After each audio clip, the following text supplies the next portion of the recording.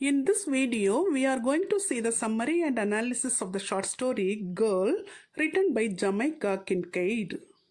Jamaica Kincaid is an Antiguan American novelist, essayist, gardener, and gardening writer. She was born on May 25, 1949 in St. John's, Antigua. Her original name is Elaine Porter Richardson and she changed her name to Jamaica Kincaid in 1973. She is the professor of African and African American Studies in residence at Harvard University. In 1979, she married Alan Shawn, a Bennington College professor. They have two children named Harold and Annie. She is the president of Level Sounds Fan Club and also the recipient of 2022 Paris Review Hedada Prize. She has received the notable award American Academy of Arts and Letters in 2004. Her famous works are See Now Then, Annie John, A Small Place, and Lucy. Girl is a short story written by her and was included in At the Bottom of the River.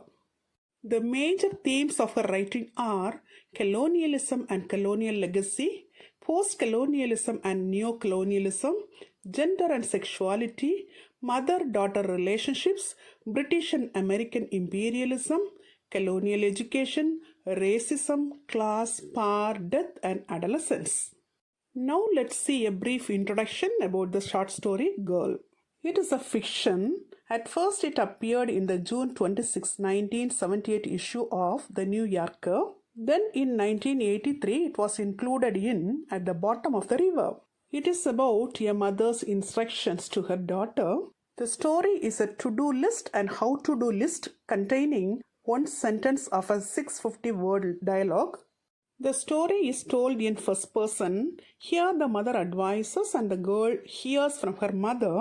The mother is trying to give the girl some sort of advice and prescribing the way she should go about her life and daily tasks. The mother constantly reminds her daughter of how to become the perfect woman in order to fit into the society that they live in. The characters we found in this story are the mother and her daughter. Throughout the piece, the mother tries to pass down certain beliefs from her culture to her daughter. Now let's see the text. Wash the white cloths on Monday and put them on the stone heap. Wash the color cloths on Tuesday and put them on the cloth line to dry. Don't walk barehead in the hot sun. Cook pumpkin fritters in very hot sweet oil. Soak your little clothes right after you take them off. When buying cotton to make yourself a nice blouse, be sure that it doesn't have gum on it, because that way it won't hold up well after a wash. Soak salt fish overnight before you cook it. Is it true that you sing Benna in Sunday school? Always eat your food in such a way that it won't turn someone else's stomach. On Sundays, try to walk like a lady and not like the slut you are so bent on becoming. Don't sing Benna in Sunday school. You mustn't speak to Waffred boys, not even to give directions. Don't eat fruits on the street. Flies will follow you. But I don't sing Benna on Sundays at all and never in Sunday school. This is how to sew a button. This is how to make a buttonhole for the button you have just sewed on. This is how to hem a dress when you see the hem coming down, and so to prevent yourself from looking like the slut. I know you are so bent on becoming. This is how you iron your father's khaki shirt so that it doesn't have a crease. This is how you iron your father's khaki pants so that they don't have a crease. This is how you grow okra far from the house because okra trees harbors red ants. When you are growing the sheen, make sure it gets plenty of water or else it makes your throat itch when you are eating it. This is how you sweep a corner. This is how you sweep a whole house. This is how you sweep a yard. This is how you smile to someone you don't like too much. This is how you smile to someone you don't like at all. This is how you smile to someone you like completely. This is how you set a table for tea. This is how you set a table for dinner. This is how you set a table for dinner with an important guest. This is how you set a table for lunch. This is how you set a table for breakfast. This is how to behave in presence of men who don't know you very well. And this way they won't recognize immediately the slut I have warned you against becoming. Be sure to wash every day, even if it is with your own spit. Don't squat down to play marbles. You're not a boy, you know. Don't pick people's flowers. You might catch something. Don't throw stones at blackbirds because it might not be a blackbird at all. This is how to make a bread pudding. This is how to make dokona. This is how to make pepper pot. This is how to make a good medicine for a cold.